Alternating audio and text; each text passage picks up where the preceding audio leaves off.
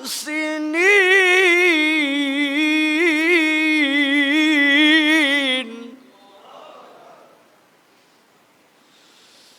والذين إذا فعلوا فاحشة أو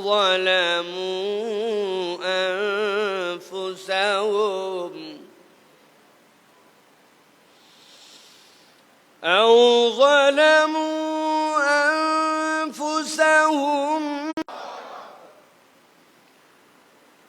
ومن يغفر الذنوب إلا الله ولم يصروا على ما فعلوا وهم يعلمون.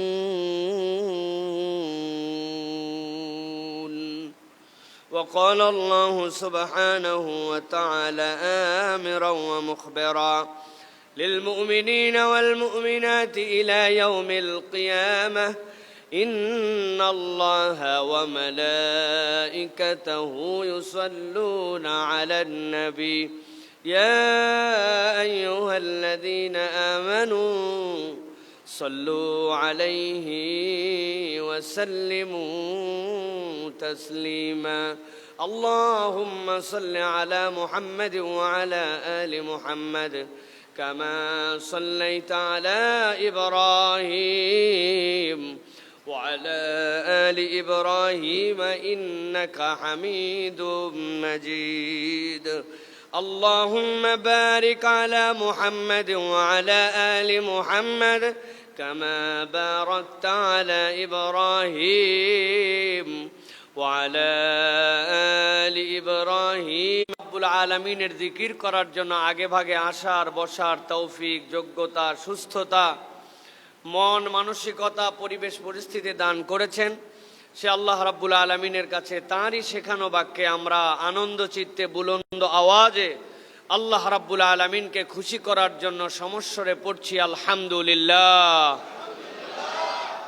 দরুদ এবং সালাম বর্ষিত হোক মানবতার মহান মুক্তির দূত আকায়ে নামদার তাজেদারে মদিনা আপনার আমার প্রিয় রাসূল জনাবে মুহাম্মদুর রাসূলুল্লাহ সাল্লাল্লাহু আলাইহি ওয়াসাল্লামের প্রতি। সম্মানিত হাজিরিন, আজকে আমরা অনেক দিন পরে আমাদের এই প্রিয় মসজিদ, যেই মসজিদটি একটি আদর্শ নিয়ে প্রতিষ্ঠিত, একটি স্বপ্ন লালন করে এই মসজিদটি ধীরে ধীরে এগিয়ে যাচ্ছে, এই বাইতুল হুদা জামে মসজিদ, যেই মসজিদের একটি মূল স্বপ্ন হচ্ছে যে একটি মসজিদ কেন্দ্রিক একটি গ্রাম হবে, যেই গ্রামটা মাদক মুক্ত হবে, যেই গ্রামটা বেপর্দা মুক্ত হবে, বেহায়াপনা মুক্ত হবে, যেই গ্রামের প্রতিটি তরুণ কিশোর আল্লাহ রসুলের আদর্শে বড় হয়ে উঠবে, বেকার মুক্তি হবে এবং এই গ্রাম থেকে সুদ মুক্ত কারবার চলবে।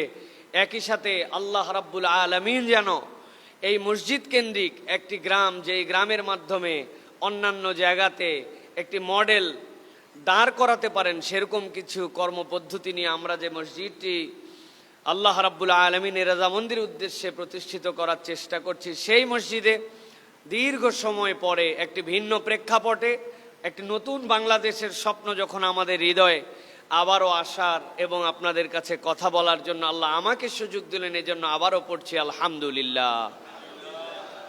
আপনারা সারা দেশ থেকে, বিভিন্ন দূর দূরান্ত থেকে আমাদের ভাইয়েরা এসেছেন, যারা মহব্বত করেন, 30, 40, 50, 60 কিলোমিটার দূর থেকে অনেক ভাইয়েরা এখানে এসেছেন।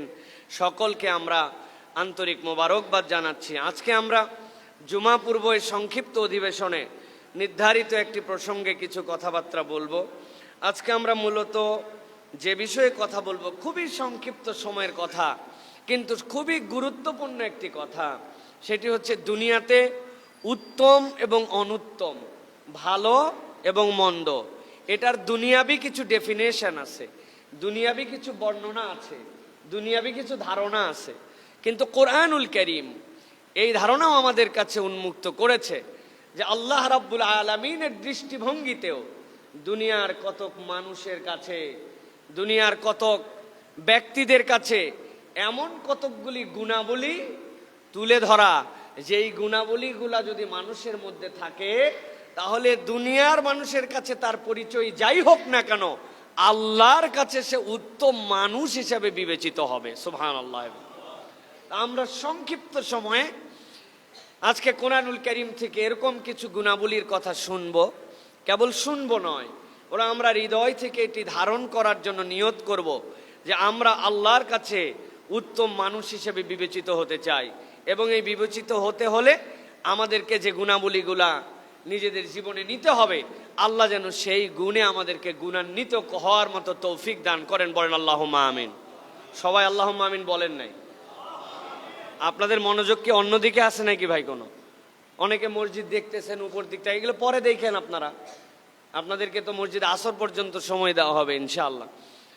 আমরা আল্লাহ রাব্বুল আলামিনের কাছে দোয়া করি, আল্লাহ যে কথাগুলি শুনলে আমাদের হৃদয়ে এইগুলো আসার করে আমাদেরকে আল্লাহ রাব্বুল আলামিন যেন সে আমলে রূপান্তরিত করার তৌফিক দান করেন। সেরকম কথা বলা, শোনা এবং আমল করার তৌফিক দান। আল্লাহ রাব্বুল আলামিন তার বান্দাদেরকে বলছেন, ও বান্দারা, তোমরা যারা ধীর স্থির চলাফেরা করছো, তোমরা যারা তোমাদের চলাফেরার মধ্যে কোনো তাগাদা নাই, কোনো চাঞ্চল্যতা নাই, তোমাদের মধ্যে কেন জানি মনে হচ্ছে চলাফেরায় ম্রিয়মানতা চলে আসছে, আল্লাহ বলছেন, তোমাদেরকে রব বলছেন তোমরা আর ধীর স্থির নয়, বরং এখন তোমরা দৌড় লাগাও।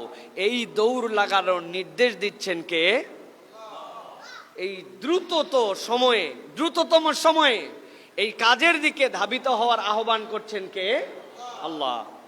আল্লাহ রাব্বুল আলামিন বলছেন, ওয়াসারিউ ইলা মাগফিরাতিন মির রাব্বিকুম। এই দুনিয়ার মানুষ, আমি আল্লাহ রাব্বুল আলামিন তোমাদেরকে বলছি, ও দুনিয়ার মানুষ, তোমরা দৌড় লাগাও, আর তোমরা আস্তে আস্তে চলো না, তড়িৎ কাজ করো, দ্রুততার সাথে চলো। আল্লাহ বলছেন কোন দিকে চলবা? ওয়াসারিউ ইলা মাগফিরাতিম মির রাব্বিকুম। আল্লাহ বলছেন তোমরা তোমার রবের মাগফিরাতের দিকে দৌড় লাগাও। আল্লাহ বলছেন আর একবার যদি তোমার রব ঘোষিত যে মাগফিরাতের দিকে তোমরা যদি দৌড় দাও, আমি রব্বুল আমিন তোমাদেরকে বলছি তুমি দৌড় দিচ্ছ যদিও মাগফিরাতের দিকে, কিন্তু আমি আল্লাহ বলছি এই দৌড়টা মূলত তোমার ভিন্ন দিকে। আল্লাহ রব্বুল আমিন নিজে জানাচ্ছেন, ওয়া জান্নাতিন আরদুহাস সামাওয়াতু ওয়াল আরদু উইদ্দাত লিল মুত্তাকিন। জান্নাতের দিকে দৌড় হবে। আল্লাহ বলছেন আর বান্দা জেনে রাখো, তোমাকে তোমার রব যে জান্নাত দিবেন, এই জান্নাতটা ছোটখাটো কোনো বিষয় নয়। এই জান্নাতটার পরিধি হচ্ছে ওই আসমান থেকে জমিন পর্যন্ত। যেই আসমান আমরা বলি আসমান, কিন্তু ওই আসমানের প্রথম আসমান পর্যন্ত দুনিয়ার কোনো মানুষের যাওয়ার তো তৌফিক হয় নাই, চিন্তা করেও বের করতে পারে নাই কত দূর পর্যন্ত ওই আসমানের ব্যাপ্তি। আল্লাহ বলছেন যদি রব্বুল আলামিনের ক্ষমার দিকে কোনো বান্দা দৌড় লাগায়, আল্লাহ রব্বুল আমিন তার জন্য ওই আসমান জমিন বিস্তৃত একটি জান্নাতের গ্যারান্টি আল্লাহ রাখলাম।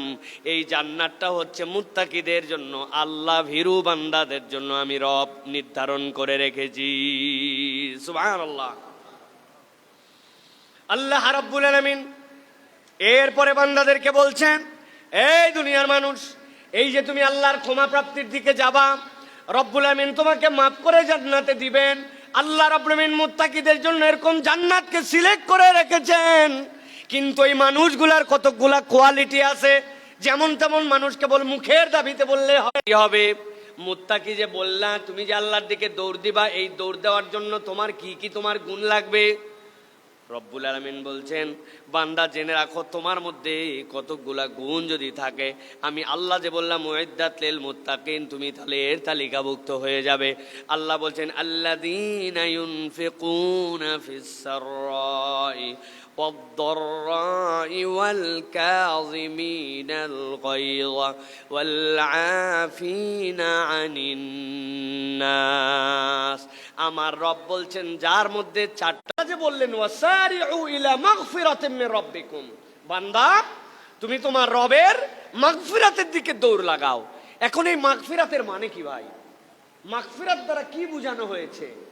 মাগফিরাত দ্বারা আমরা কি মিনিং নিব? এটা নিয়ে মুফাসসিরিনে কেরাম ব্যাপক আলোচনা করেছেন। প্রিয় ভাইয়েরা, এই মাগফিরাতের মধ্যে মুফাসসিরিনে কেরামের বক্তব্য অনুযায়ী, ভালো করে শোনেন, দিল লাগায় শোনেন, মুফাসসিরিনে কেরামের বক্তব্য অনুযায়ী এই মাগফিরাতের মধ্যে দুইটা দিক আছে। একটা হচ্ছে আল্লাহ বলে মাগফিরাতের মধ্যে দুইটা দিক আছে, একটা আল্লাহর সাথে আল্লাহর রসুলের আনুগত্য, আর 2 নম্বর মুখের দাবি কেবল নয়, বরং দাবির সাথে সাথে আমি কিছু কাজের দ্বারা এটার প্রমাণ দেই। এই দুটি কথার আলোকে মুফাসসিরিনে কেরাম ব্যাখ্যা করছেন যে মাগফিরাতের মানে কি। এখানে এমন সব সৎকর্ম যার দ্বারা ক্ষমা লাভ হয়, কি কি আমলের দ্বারা ক্ষমা লাভ হয়। আল্লাহ যে বলেন ওয়াসারিউ ইলা মাগফিরা, এর দ্বারা আল্লাহ কোন দিকে বান্দাকে ডেকেছেন। হযরত আলী রাদিয়াল্লাহু তাআলা আল্লাহ বলছেন সালাত আদায় করো, আপনি সালাত পড়েন না, বুক ফুলায় বলেন নামাজ না পড়ে ঈমান ঠিক আছে।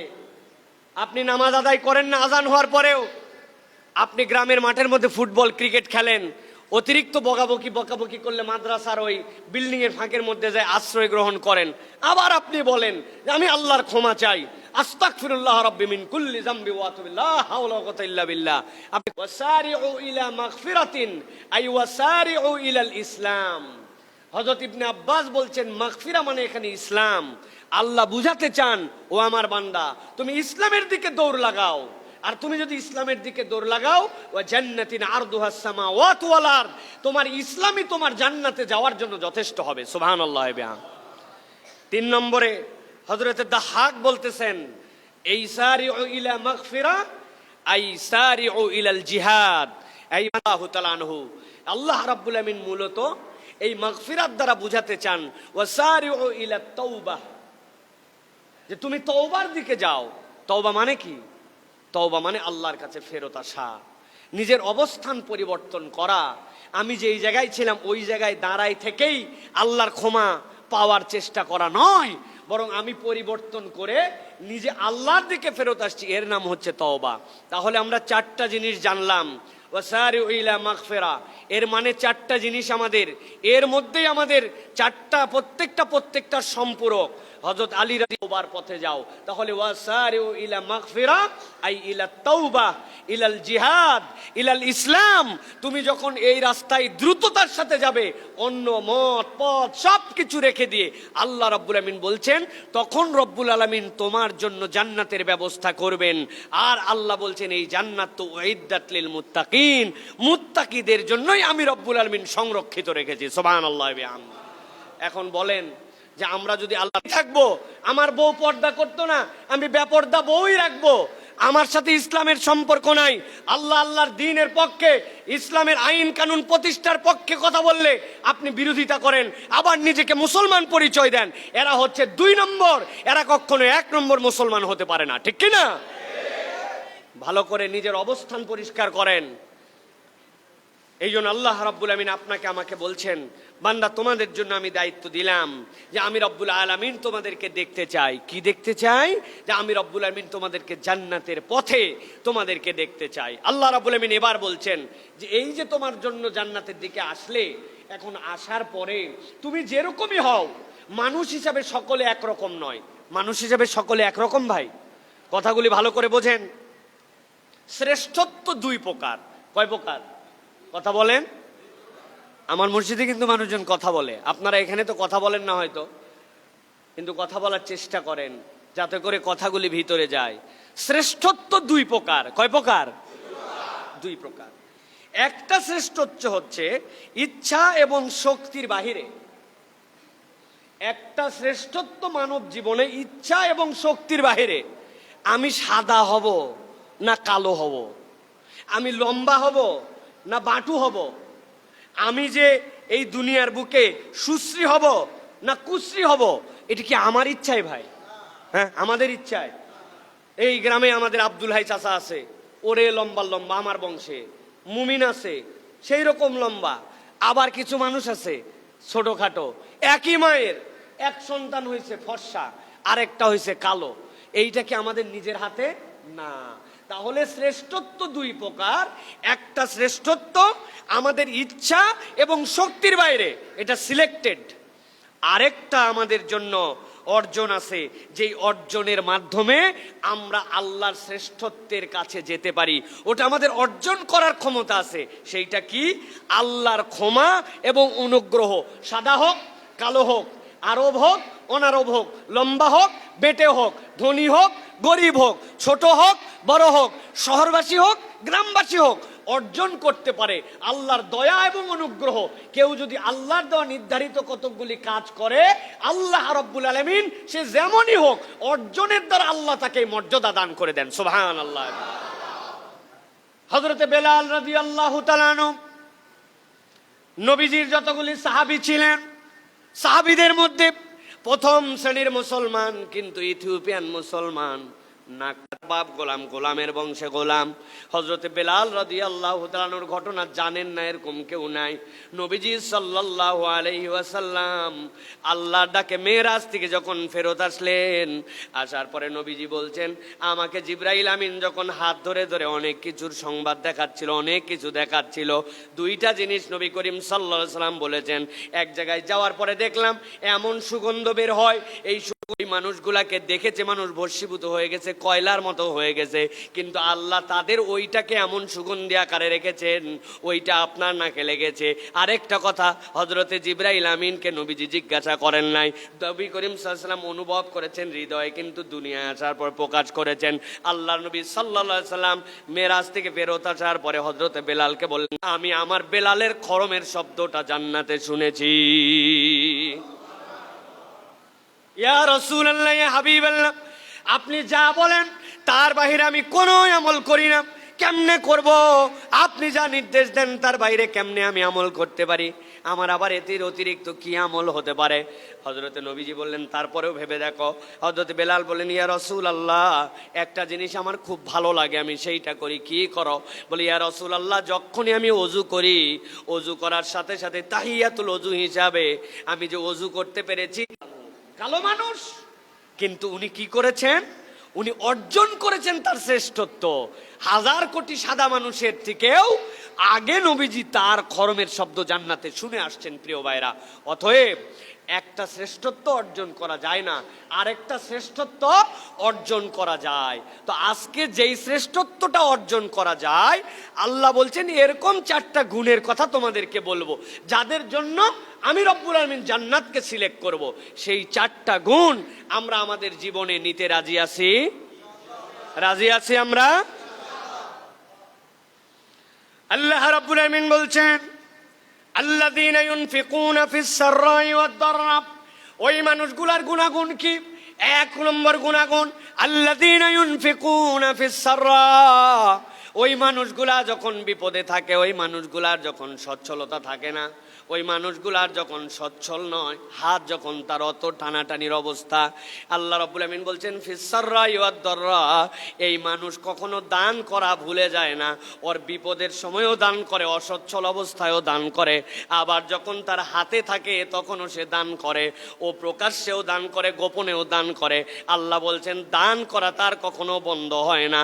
আমার যেই বান্দাদেরকে আমি রব্বুল আমিন উইদ্দাত লিল মুত্তাকিন বলেছি, আমি যাদেরকে ক্ষমা করে দিব বলেছি, জান্নাত যাদের জন্য আসমান জমিন সমান সিলেক্ট করে রেখেছি, আমার ওই প্রথম 2 শ্রেণীর গুণধর বান্দা তারা, যারা গোপনেও দান করে, প্রকাশ্যেও দান করে, হাতে পয়সা থাকলেও দান করে, না থাকলেও সাধ্যের মধ্যে দান করে।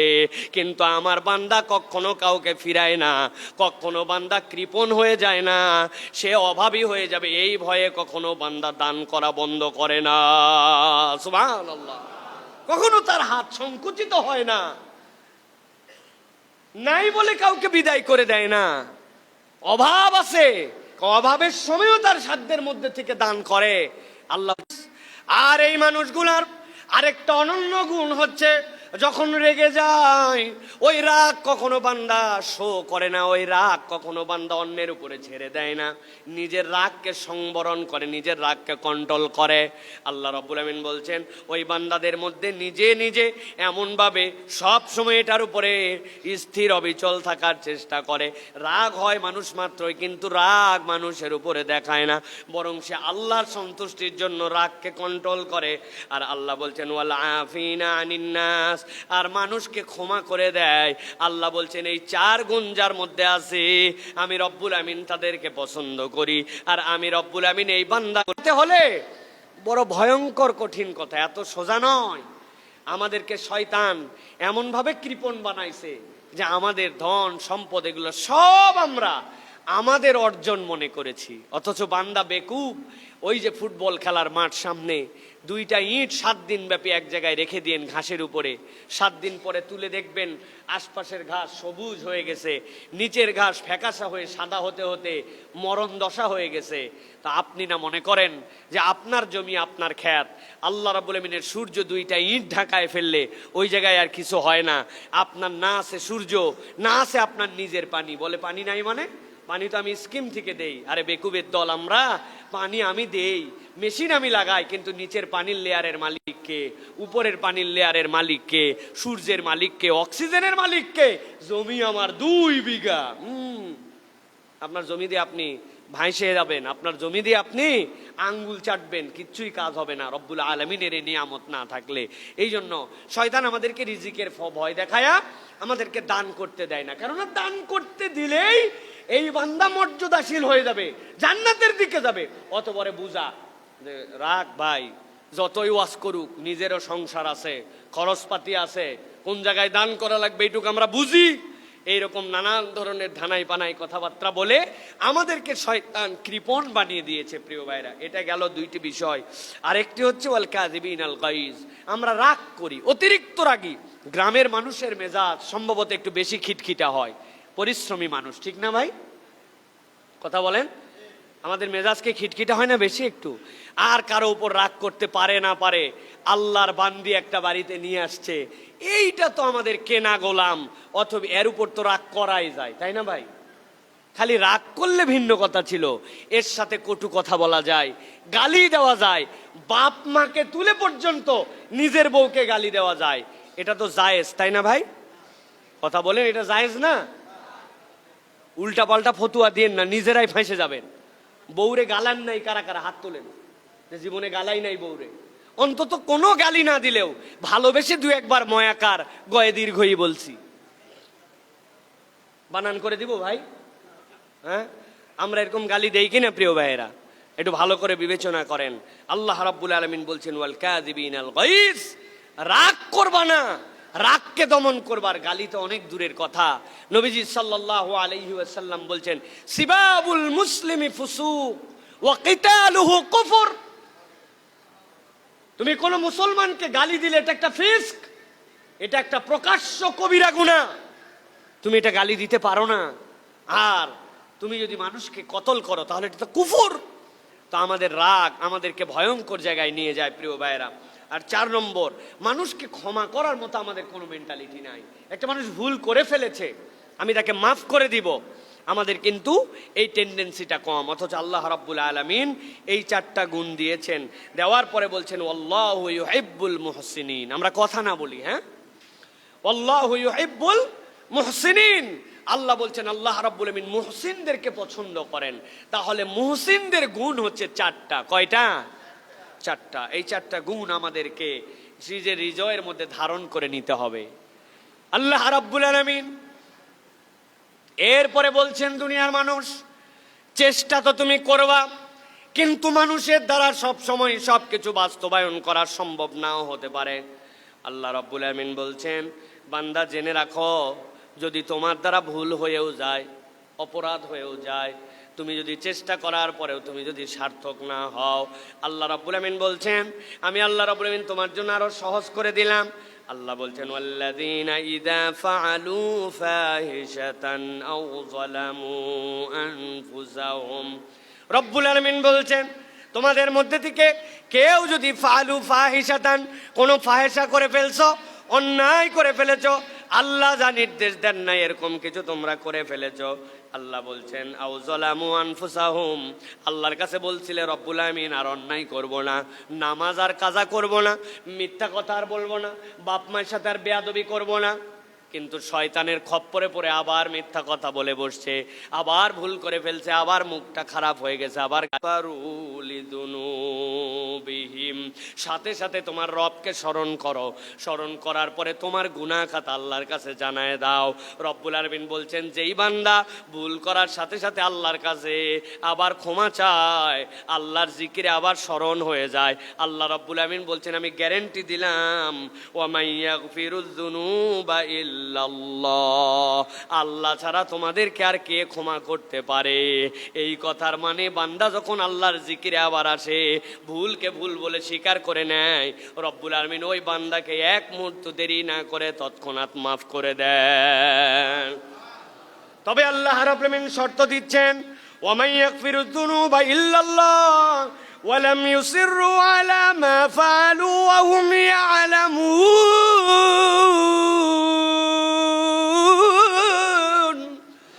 আল্লাহ রাব্বুল আলামিন বলছেন তবে একটা শর্ত আছে তোমাদের জন্য। কি শর্ত? ওয়ালাম ইয়াসিরু, এই বান্দা ধোঁকাবাজ নয়, এই বান্দা দুই নম্বর নয়, সে যে ভুল করেছে ওইখানে আবার ফেরত আসে না। ওয়ালাম ইয়াসিরু, আল্লাহর কাছে ক্ষমা চাওয়ার জন্য ক্ষমা চায় নিছে, পরবর্তীতে আবার ওই পাপ করে ফেলছে, আমলে নেই, করে না, একই ভুল বারবার ইচ্ছাকৃত করে আর তওবা করে, এরকম দুই নম্বর বান্দা নয়। রব্বুল আলামিন বলছেন ওয়া হুম ইয়ালামুন, এটা তারা জানে এরকম কাজকে সে আবার করে না। এই দোষটা মুক্ত যদি হতে পারে, রব্বুল আলামিন বান্দাকে তৎক্ষণাৎ মাফ করে দিবেন। সুবহানাল্লাহ, আল্লাহ রাব্বুল আলামিন তৎক্ষণাৎ মাফ করে দিবেন। এক সালাফের কাছে জিজ্ঞাসা করা হয়েছিল আপনি কি কোনো মুস্তাজাবুদ দাওয়াকে চিনেন, যে দোয়া করলেই কবুল হয়? আমার রব মুজিব, যিনি আল্লাহ, যিনি বান্দার ডাকে উত্তর দেন, আমি তো এরকম একজন রবকে চিনি যেই রবের কাছে দোয়া করলেই কবুল হয়। কে দোয়া করলে কবুল হয় চিনি না, কিন্তু আমার রবকে চিনি যার কাছে যেই দোয়া করুক তিনি তার দোয়াকে ফেরত দেন না। সুবহানাল্লাহ। কোন রবের গোলাম? কার কাছে যাব, যাওয়ার পরে কে আমার পক্ষে একটু বলবে আর বলার পরে আমার দোয়া কবুল হবে, এইটা খোঁজার দরকার নাই। বরং আপনি আপনার বিশ্বাস স্থাপন করেন আমার রবের কাছে আমি চাইলে আমার রব আমাকে ফেরত দেন না। কিন্তু এই বিশ্বাস আমাদের জীবন থেকে দিন দিন আস্থাহীন হয়ে যাচ্ছে। আমাদের চালু করছেন যেই দোয়া না করলে আপনারা মনে করেন যে আপনাদের নামাজই পূর্ণ হলো না, ওই দোয়াটুকু ছাড়া এই পুরা সপ্তাহে গত জুমা থেকে এই জুমা পর্যন্ত 30 মিনিট আল্লাহর কাছে দোয়া করছি। আমি যদি হাত তুলতে বলি তাহলে বলেন তো এখানে হাত তোলার সংখ্যা বেশি হবে না না তোলার সংখ্যা বেশি হবে? আধা ঘন্টা। 8 দিনে 24 দিয়ে গুণ দিলে কত ঘন্টা হয় হিসাব একটু বাইর করেন। আর এর মধ্যে আধা ঘন্টা আল্লাহর কাছে চাইলাম না, তা বলেন ইমাম সাহেব অমুক হয়ে গেছে তুমুক হয়ে গেছে, আমার বাপ দাদা করলো ওরা বুঝলো না, এরাই সব বুঝে গেল। আমি তো বুঝি, আমি আসলে আমার সামনে বলার সাহস করেন না, কিন্তু আপনাদের পেছনে কথা বলার ব্যাপক অভ্যাস আছে, আপনারা পিছনে কথাবার্তা বলেন। আমাদেরও কিছু গোয়েন্দা আছে, প্রত্যেকের আমলনামা আমাদের কাছে আছে মোটামুটি, এগুলো আমরা জানি কারা এই ধরনের কথাবার্তা বলেন। প্রিয় ভাইরা, আল্লাহর ওয়াস্তে আমরা নিজেরা একটু পরিবর্তন করি, নিজেদেরকে একটু চেঞ্জ করি।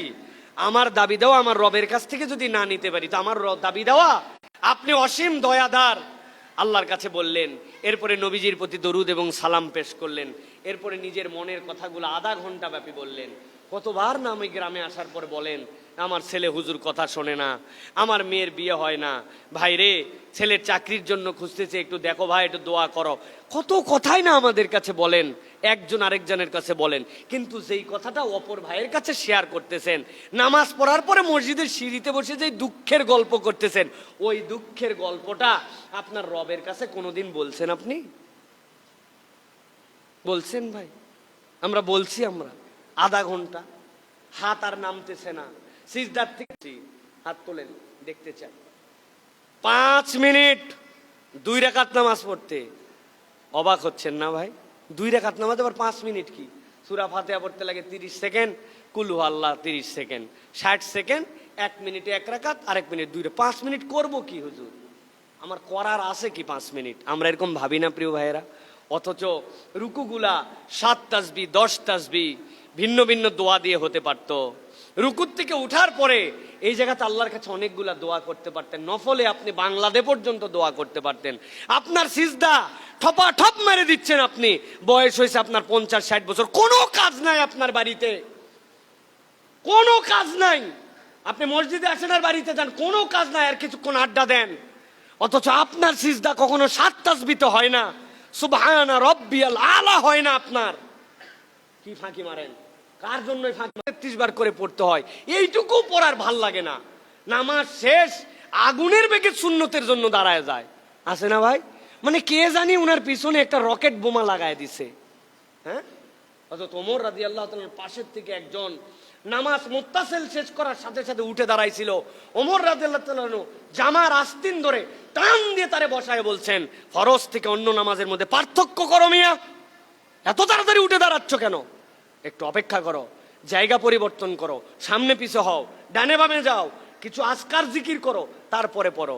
আর আমাদের এই শাট করে উঠে দাঁড়ায়, কোনো পরিবর্তন নাই আমাদের। কেমনে হবে তাহলে ভাই? আমি কি আপনাদের কাছে মনে কষ্ট দেওয়া কথা বলতেছি ভাই? আমি আপনাদের কাছে ওই বেজের উপরে, এটা কে নির্ধারণ করবেন? এখানে আমার কিচ্ছু করার নাই, কিন্তু আরেকটা অর্জন আছে, রবের অনুগ্রহ আর ক্ষমা।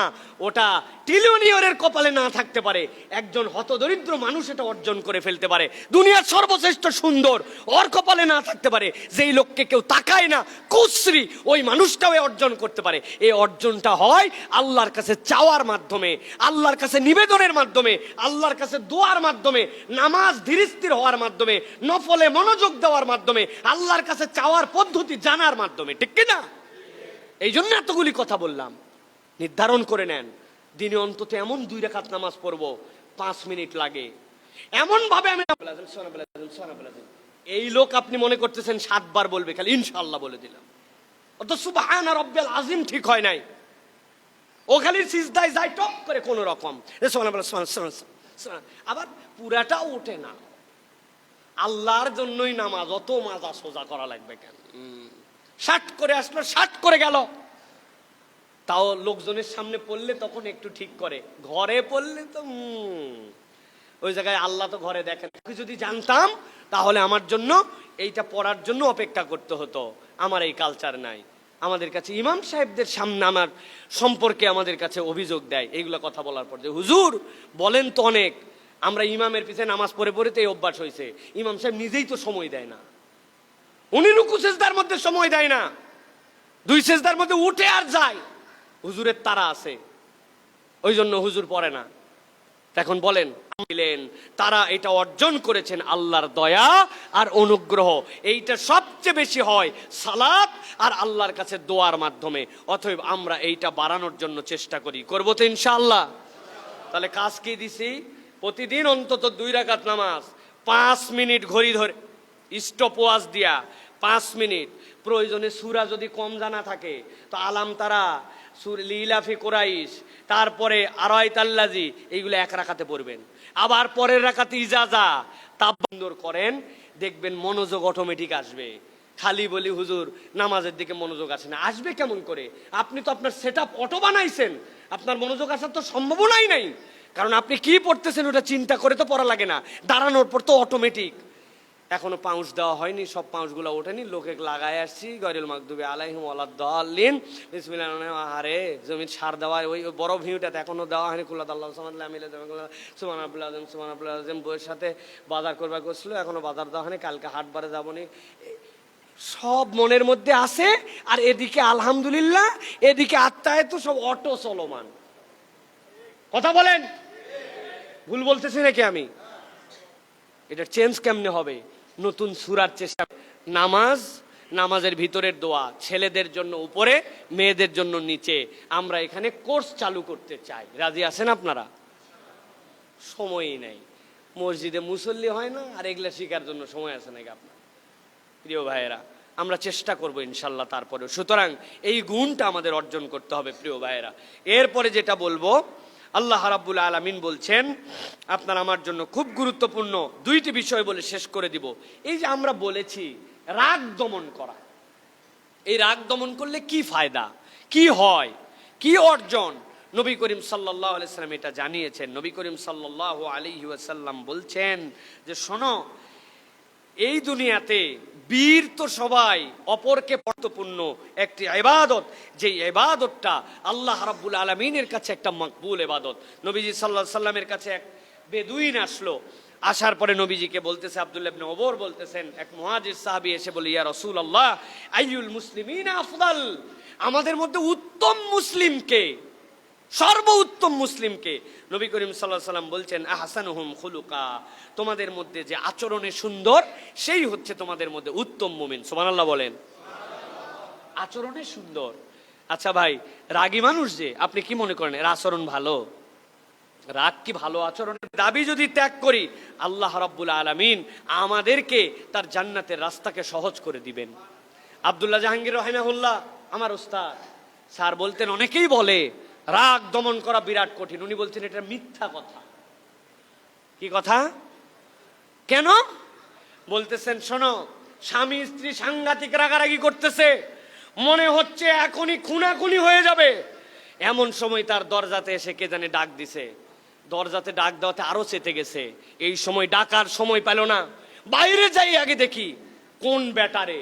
দরজা খুলে দেখে এলাকার এমপি সাহেব আসছে। কে আসছে?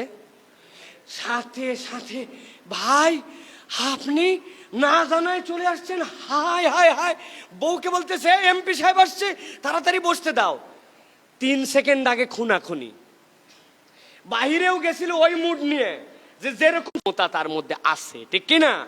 তা আপনি এমপি কে ভয় করেন, আপনি অমুককে ভয় করে যদি পারেন, তাহলে আপনার আল্লাহর নির্দেশ দিছে যে তুমি রাগকে দমন করো, তাহলে আল্লাহর দিক তাকায় বান্দা যখন রাগ দমন করে, আল্লাহ বলছেন ওই বান্দার জন্য আসমান জমিন সমান একটা জান্নাত আমি আল্লাহ রাখছি। সুবহানাল্লাহ।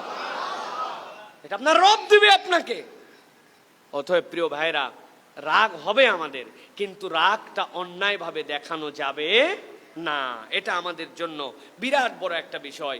নবী করিম সাল্লাল্লাহু আলাইহি সাল্লাম বলছেন, দুনিয়ার মানুষ শোনো, মান কাযিবা গায়জান ওয়া হুয়া কাদিরুন আলা আন ইয়ানফিযা, দুনিয়ার বুকে একজন ব্যক্তির গল্প শোনো, যে আল্লাহ কিয়ামতের দিনে যত তার সৃষ্টি আছে, ওই সৃষ্টির মধ্যে ওই ব্যক্তিকে ডাক দিবেন, সামনে আয়।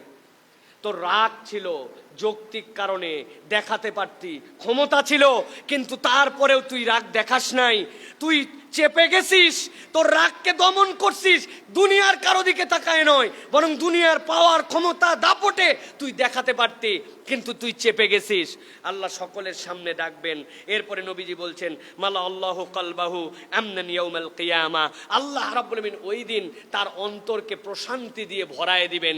যেই দিন পুরো হাসরের ময়দান বিপদ, ওই দিন আল্লাহ তার অন্তরে শান্তি আর শান্তি ঢুকায় দিবেন। সুবহানাল্লাহ। পীড়ন করে নাই, রাগের যৌক্তিক কারণ থাকার পরেও সে আল্লাহর দিকে তাকায়, রাগ হয় নাই। আল্লাহ বলছেন সকল সৃষ্টির সামনে ডেকে এনে আল্লাহ তার অন্তরে প্রশান্তি ঢুকায় দিবেন, আর সকল সৃষ্টি মাখলুকাতকে দেখাবেন আমি আমার বান্দাকে পছন্দ করি। সুবহানাল্লাহ। তাহলে কত বড় রিওয়ার্ড! এই রিওয়ার্ডটা আমাদের জীবনে দরকার প্রিয় ভাইয়েরা। রাগ আমাদের জীবনে বিরাট ক্ষতি করে ফেলে। রাগের বিখ্যাত গল্প, যে ওয়াল চিকনা করা, সিমেন্টের উপর দিয়ে আবার প্লাস্টার উপর চিকনা দেওয়া, ওই ওয়ালের মধ্যে পেরেক ঢুকানো কেমন ঠেলা, জানেন তো ভাই? এখন বাপ বলছে রাগ দমন সে করতে চায়, অতএব তাকে বলছে যতবার রাগ ততবার ওই জায়গায় কাঁটা গাড়বে। কাঁটা গাড়া বিশাল কষ্ট। ওই প্রথম দিন 5টা কাঁটা গাড়ছে, এরপরে চিন্তা করছে রাগ করলেই তো বেশি গাড়া লাগবে, বাবার সাথে ওয়াদা দিছি, অথবা আমার রাগ কঠিন। আপনার কাছে যদি প্লাস না থাকে, তাহলে একটা কাঁটা খালি গাইরে ওই কাঁটাটা যদি উঠাতে বলে ওই হাতুর দিয়েও মাথা খারাপ হয়ে যাবে, ঠিক না ভাই? সব কাঁটা তারপরে সে উঠাইছে। এরপরে বাপকে বলছে আমি আমার রাগকে কন্ট্রোল করছি। ওর বাপ হাতে করে নিয়ে যায়। এটা যদিও একটা লৌকিক গল্প, কিন্তু শিক্ষণীয়। বলছে বাবা, যেইখানে তুমি কাঁটা গেড়েছিলে আর উঠাইছিলে, চলো তো এটা দেখতে যাই। দেখার পরে দেখে ওই ওয়ালের আর কোনো সিঁড়ি নাই। কাঁটা গাড়াকে মানুষের আমল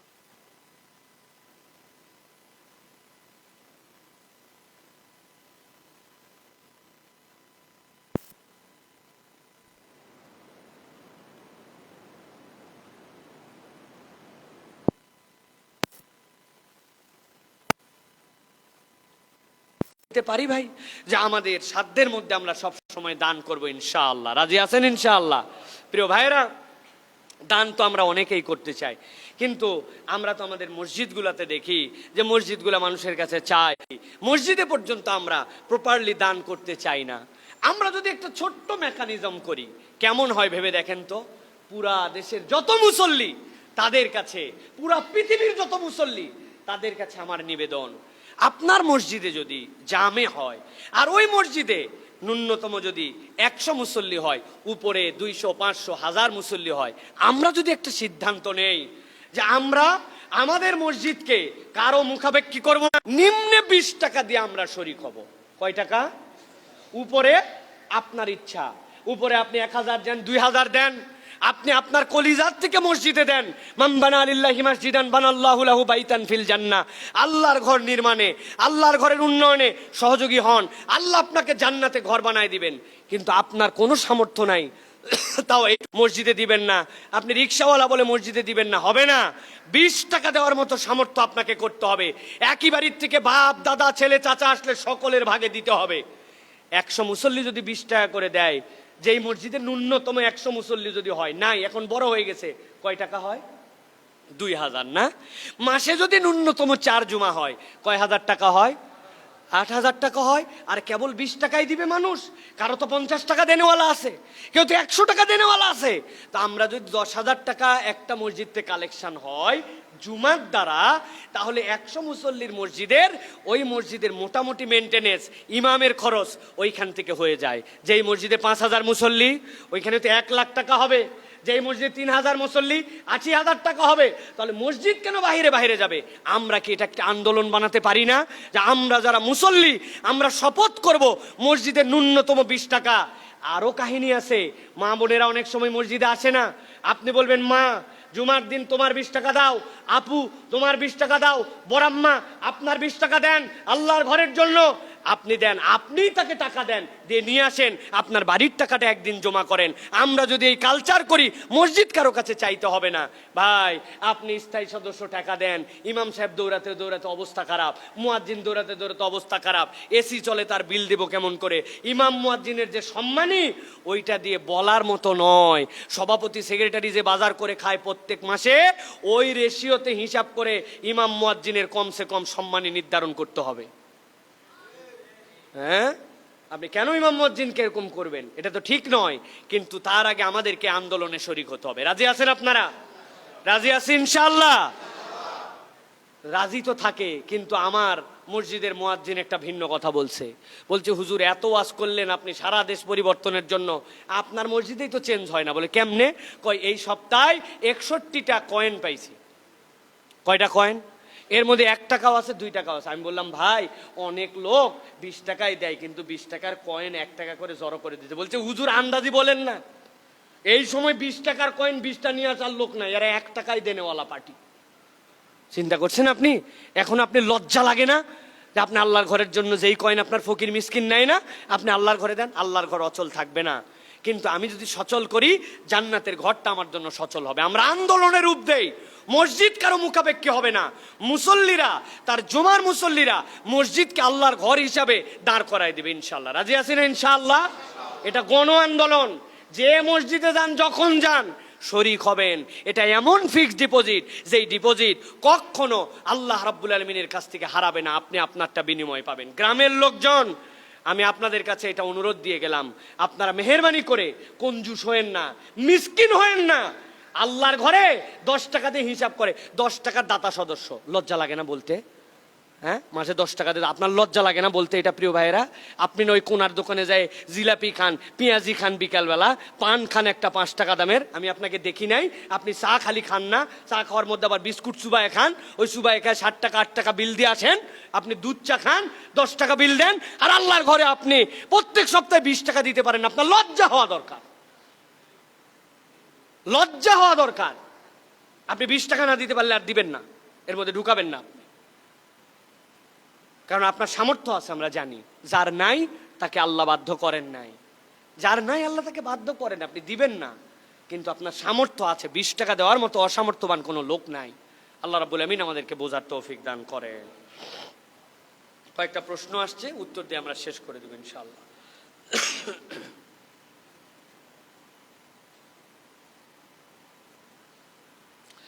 একজন প্রশ্ন করেছেন, বৃষ্টি নামলে কোনো দোয়া পড়া কি নির্ধারিত? বর্তমানে খুব চড়ক পড়ে আমাদের এলাকায় সহ বাংলাদেশে, এর কোনো দোয়া আছে কি? বৃষ্টিতে দাঁড়িয়ে দোয়া করলে অনেকে বলেন দোয়া কবুল হয়, এটা কি বৃষ্টিতে ভিজতে ভিজতে দোয়া করতে হয় নাকি বৃষ্টির সময় দোয়া করতে হয়? চমৎকার একটি জিজ্ঞাসা প্রিয় ভাইয়েরা। আল্লাহ রসুল সাল্লাল্লাহু আলাইহি ওয়াসাল্লাম থেকে যতটুকু জানা যায় হাদিসের আলোকে, যখনই বৃষ্টি পড়তো নবী করিম সাল্লাল্লাহু আলাইহি ওয়াসাল্লাম একটা কমন দোয়া করতেন, যেটা দুইটা হাদিসে দুইটা পরিভাষায় এসেছে। একটা হাদিসের মধ্যে আসছে নবীজি বলতেন আল্লাহুম্মা সাইয়্যিবান নাফিআ, অথবা নবী করিম সাল্লাল্লাহু আলাইহি ওয়াসাল্লাম বলতেন আল্লাহুম্মা সাইয়্যিবান হানিয়া, হে আল্লাহ তুমি যে সুষম ধারায় যে বৃষ্টিটা আসমান থেকে পড়ে, সাইয়্যিব আসমান থেকে যে ধারাবাহিকভাবে তোমার রহমত বর্ষণ হয়, তুমি আমাদের প্রতি এই রহমতের ধারাকে বর্ষণ করো। নবী করিম সাল্লাল্লাহু আলাইহি ওয়াসাল্লাম এটা জেনারেল দোয়া করতেন, আল্লাহুম্মা সাইয়্যিবান হানিয়া অথবা আল্লাহুম্মা সাইয়্যিবান নাফিয়া, এটা বলতেন নবী করিম সাল্লাল্লাহু আলাইহি ওয়াসাল্লাম। হযরত আনাস রাদিয়াল্লাহু তাআলা আনহু বলছেন, একদিন নবীজির সাথে আমরা হেঁটে যাচ্ছিলাম, এই সময় বৃষ্টি আসলো। নবীজি তো উপর দিকে চাদর পরে থাকতেন, আমাদের মতো জামা কম পরতেন নবীজি। ওই চাদরের একটা আস্তিন নবীজি আলগা করে শরীরকে আলগা করে দিলেন, গায়ের মধ্যে ওই পানিগুলা পড়তে থাকলো। হযরত আনাস বললেন, ইয়া রাসূলুল্লাহ আপনি যে আপনার গায়ের কাপড় তুলে ভিজতেছেন, ভিজেছেন। প্রিয় ভাইয়েরা, এরপরে আরেকটা বিষয় যেটা, সেটা হচ্ছে যে নবী করিম সাল্লাল্লাহু আলাইহি ওয়াসাল্লাম থেকে এসেছে, সাহাল ইবনে সাদ রাদিয়াল্লাহু তাআলা আনহু বলছেন, নবীজি বলেছেন দুইটা দোয়া বান্দার ফেরত দেওয়া হয় না। এর একটা দোয়া, মুয়াজ্জিন যখন আজান দিতে থাকে বান্দা ওই আজানের উত্তর দেয়, সাথে সাথে আল্লাহর কাছে দোয়া করে। ওই আজানের সময় তো আমরা উত্তর দেই, কিন্তু দোয়াও যে করার সুযোগ, এই দোয়া ফেরত দেন না। আর বৃষ্টি হয়, ওই বৃষ্টির সময় বান্দা দোয়া করে, আল্লাহ এই দোয়াও ফেরত দেন না। সুবহানাল্লাহ। সুতরাং সব সময় যে বৃষ্টি হলে বৃষ্টির মধ্যে ভিজে ভিজে দোয়া এরকম নয়। বৃষ্টি হচ্ছে আপনি আল্লাহর কাছে দোয়া করছেন, আর মাঝে মাঝে তো সুযোগ হয়ে যায়, মাঠে আসি ঘাটে আসি, কোনো এক জায়গায় বৃষ্টি হচ্ছে, লোক দেখানো নয়, মানুষ কি বলবে হয়তো, কিন্তু আসমান থেকে বৃষ্টি, কোনো এক সময় একটু দাঁড়ায় গেলাম নিজের খলার মধ্যে, নিজের আঙ্গিনায়, নিজের বারান্দায়, যেখানে একটু ভিজতেছি, আর আমি আল্লাহর কাছে ফরিয়াদ দিচ্ছি যে আল্লাহ এটাও তো তোমার নবীর ঘোষিত একটি বর্ণনা, অতএব তুমি আমার দোয়াগুলা কবুল করো। অতএব বৃষ্টি পড়া অবস্থায় ভিজতে ভিজতে এবং বৃষ্টি পড়ার সময় দোয়াও কবুল হয়। দ্বিতীয় একটা কথা বলেছেন, চড়ক পড়ে এখন অনেক, ভালো করে একটা আমলের কথা মনে রাখেন, যখন আকাশ ডাকতো নবীজির একটা আমল ছিল, নবীজি চুপ করে যেতেন, আর কোনো কথা বলতেন না। আর যেটার সনদ সহি বলেছেন মুহাদ্দিসিনে কেরাম, তারা বলছেন নবীজি একটা কথা বলতেন, ইউসাব্বিহুর রা'দু বিহামদিহি ওয়াল মালাইকাতু মিন খাফিয়াতি। আল্লাহ রাসূল সাল্লাল্লাহু আলাইহি ওয়াসাল্লাম এই আয়াতে কারিমাটা পড়তেন সূরা রাত। অতএব চড়ক পড়তেছে, প্রত্যেকবার আমিও চিল্লাই উঠতেছি, হই হই করতেছি, এরকম না, এটা আল্লাহর পক্ষ থেকে একটা ভয়। এই সময় এই আয়াতে কারিমা তিলাওয়াত করা, চুপ থাকা, আল্লাহ রাব্বুল আলামিনের কাছে ইস্তেগফার করা, নিজের অন্তরে আল্লাহর ভীতি নেওয়া, এইটা হচ্ছে আমাদের জন্য কর্তব্য। আর অনেক সময় আমাদের মুষলধারে বৃষ্টি হয়, সেটার জন্য নবীজি দোয়া শিখিয়েছেন, আল্লাহুম্মা হাওয়া আলাইনা ওয়ালা আলাইনা, হে আল্লাহ তুমি আমাদের উপরে যে বর্ষণ দিচ্ছ এইটা তুমি এমন জায়গায় দাও, বৃষ্টির ফুল প্যাকেজ।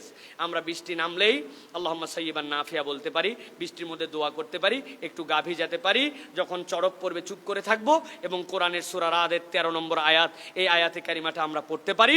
সাথে সাথে আমরা যদি অতিবৃষ্টি হয় আল্লাহুম্মা হাওয়া আলাইনা ওয়ালা আলাইনা, এই দোয়াটি পড়তে পারি। এটা সবগুলি সুন্নাহ আমল, আল্লাহ আমাদেরকে আমল করার তৌফিক দান করেন।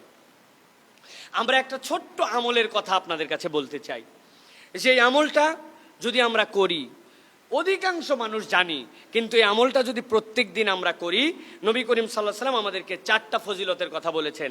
1 নম্বর, এই আমল যদি কেউ করে তাহলে 10টা গোলামকে সে যদি মুক্ত করে দেয়, এই 10টা গোলাম মুক্ত করলে যে সওয়াব, আল্লাহ এই সওয়াব তার আমলনামায় দান করে দিবেন। আল্লাহ রাব্বুল আলামিন তার আমলনামায় 100টা সওয়াব লিখে দিবেন।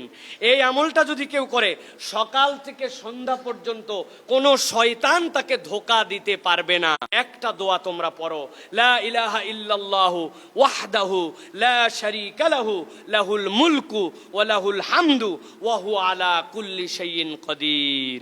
কেউ যদি এইটা পড়ে তাহলে 10 জন দাস মুক্তি, 100টা সওয়াব, সকাল থেকে সন্ধ্যা পর্যন্ত শয়তানের ধোঁকা থেকে মুক্তি, সারা দিনের শ্রেষ্ঠ আমল সহিহ বুখারীর মধ্যে আসছে, আল্লাহ তাকে লিখে নিবেন। সুবহানাল্লাহ।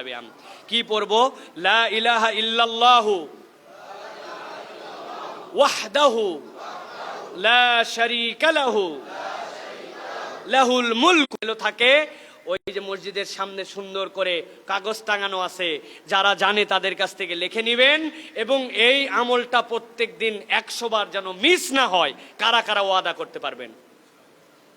ইনশাল্লাহ 100 বার এই আমলটা। কয় মিনিট লাগবে? 5 মিনিট লাগবে না। এই ইয়াং যারা আছে, তোমাদের সমস্যা কোথায়? হাত তোলো। আল্লাহ আমাদেরকে তৌফিক দান করেন, শিখে নিব এটা ইনশাল্লাহ। প্রিয় ভাই, এটা খুব গুরুত্বপূর্ণ একটা আমল আমাদের জন্য। প্রিয় ভাইরা, আমাদের বাহির থেকে কিছু ভাইরা আসছেন, তাদের পক্ষ থেকে কতগুলো প্রশ্ন আসছে আমাদের কাছে।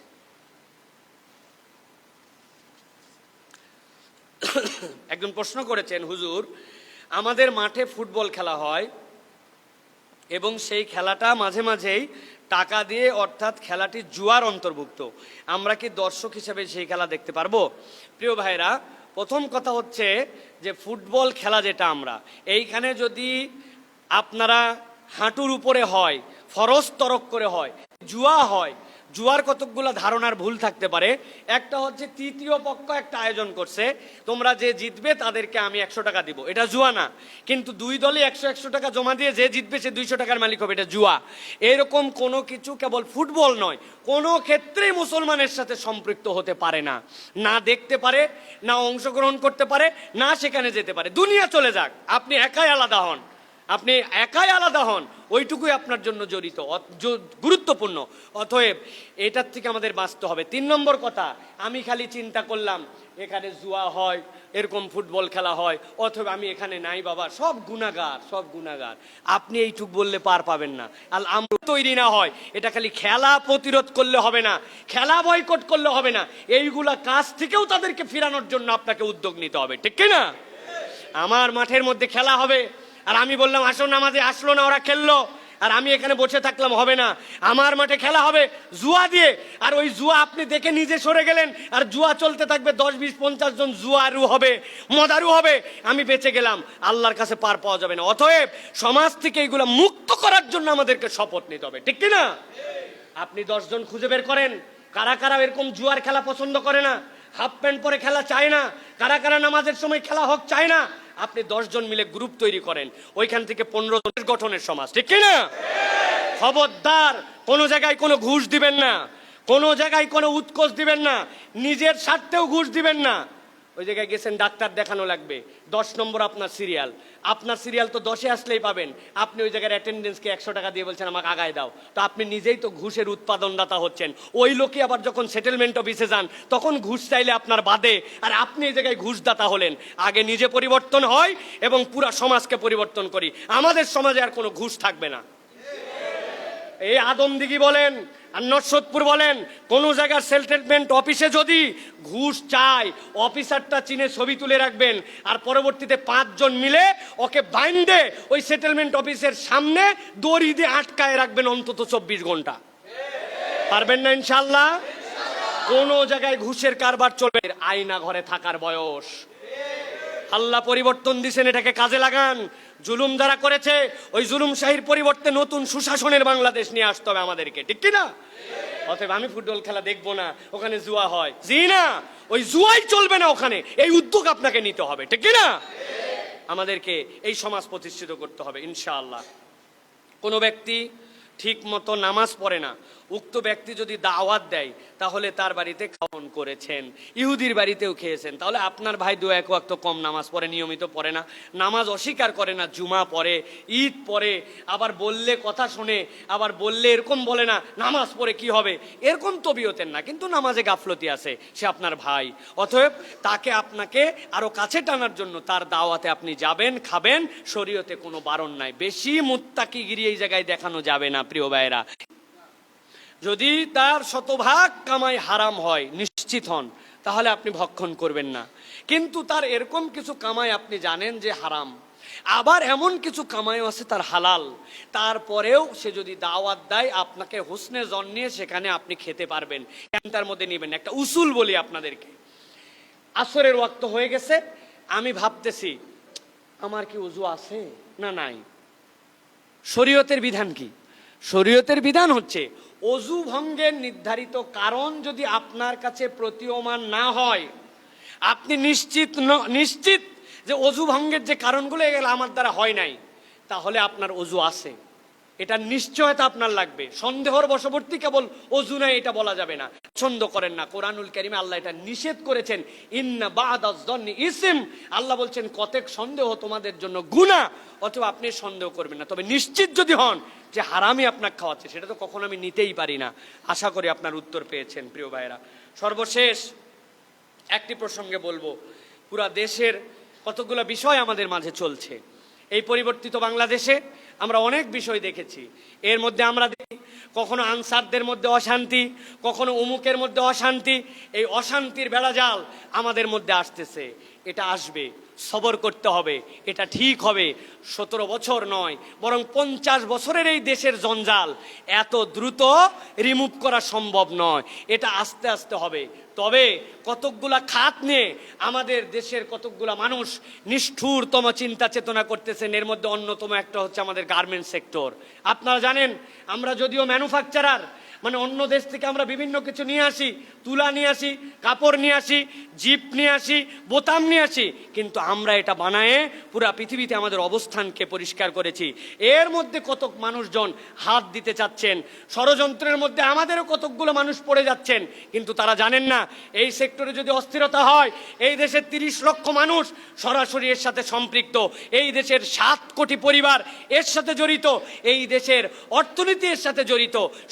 প্রশাসন, দাবি দেওয়ালারা সবাই সতর্ক হন, কেউ যেন কারো খপ্পরে পড়ে আমরা এই সকল বিষয়ের মধ্যে জড়িত হয়ে আমাদের দেশের অর্থনীতিকে বিপন্ন না করি। আর আপনারা জানেন, মিডিয়া আজকে ভিন্ন সুরে কথা বলে। আমরা দেখেছি মাত্র আজকের থেকে 31 দিন আগে ওরা কোন সুরে কথা বলতো, ঠিক না ভাই? হুজুর দেখলে ওদের গায়ের গন্ধ লাগে, আলেম ওলামাদের গায়ের গন্ধ লাগে। ওরা সব সময় স্বৈরাচার এবং সব সময় পাপাচারীদেরকে সমর্থন করেছে। তারা নিজেদের সই দিয়ে দিয়ে এইগুলার আন্দোলনের বিপক্ষে, যারা মারা গেছে তাদের বিপক্ষে অবস্থান নিয়েছিল। আজকে আপনি কি মনে করতেছেন 31 দিনের মধ্যেই পরিবর্তন হয়েছে? এই পরিবর্তনের অনেকগুলা মুনাফিকির পরিবর্তন, ওদের অন্তরে পরিবর্তন হয় নাই, নিজের পিঠ বাঁচানোর জন্য উপরে উপরে পরিবর্তন হয়েছে, ঠিক কিনা? অতএব এই সকল ষড়যন্ত্রকারীদের থেকে সাবধান হতে হবে। আমি এই জন্য প্রস্তাব দিব, 1 মাস হয়ে গেল যেই পুলিশেরা ঠিকঠাক মতো এখন পর্যন্ত ডিউটি করতেছে না। কারণ কি? তাদের মধ্যে সত্যি সত্যি কতক মানুষ ছিল যারা নরপশুর থেকে নিচে চলে গিয়েছিল, যারা হত্যাই কেবল করে নাই, লাশকে পুড়িয়ে দিয়েছে, চোখে মুখে অজস্র গুলি করেছে, হাজার হাজার লোককে দেশে অস্থির করে দিয়েছে। এই পুলিশ আপনি যত পরিবর্তন করতে চান, কতরিক চরিত্রবান এই মানদণ্ডে পুলিশ নেওয়া হবে। 3 মাসের প্রাইমারি ট্রেনিং দেন প্রয়োজনে, এরপরে ধারাবাহিকভাবে তাদেরকে ট্রেনিং দেওয়ান। কেননা প্রশাসনকে যদি ঠিকঠাক মতো চালাতে হয়, তাহলে পুলিশের কার্যক্রমকে ঠিক মতো রাখতে হবে। আর ন্যায় এবং সুন্দর পুলিশ ছাড়া এই দেশকে পরিবর্তন করা সম্ভব নয়, ঠিক কিনা? অতএব এইটার ঘোষণা আমরা দাবি করব। 2 নম্বর, সবার আগে হত্যার বিচার করতে হবে এবং যারা আহত তাদের বিচার করতে হবে। দেশ তো যেরকম করে চলতেছিল এই গড্ডালিকায়, এরকম করে চললে তো আরো 4 বছর পর্যন্ত অন্তত পক্ষে চলতো। কেবল তো নতুন নির্বাচনের পরে 7 মাস গেছে, তো 4 বছর আপনি যদি পিটন খায় সহ্য করতে পারেন? কারা গুলি করলো, কারা হত্যা করলো, হাসপাতাল টু হাসপাতাল শত শত মানুষ এখন গুলি নিয়ে কাতরাচ্ছে। আমাদের কাছে কি পুরো তালিকা হয়েছে যে কারা আহত, কারা শহীদ হয়েছেন? অথবা আমরা বলবো কোনো কিছু চাই না, সবার আগে দেখতে চাই এই যারা হত্যা করেছে তাদের বিচার হবে, ঠিক কিনা? 3 নম্বর, বাংলাদেশের বর্ডার, এটা আমাদের নির্ধারিত, বর্ডার গার্ডও নির্ধারিত।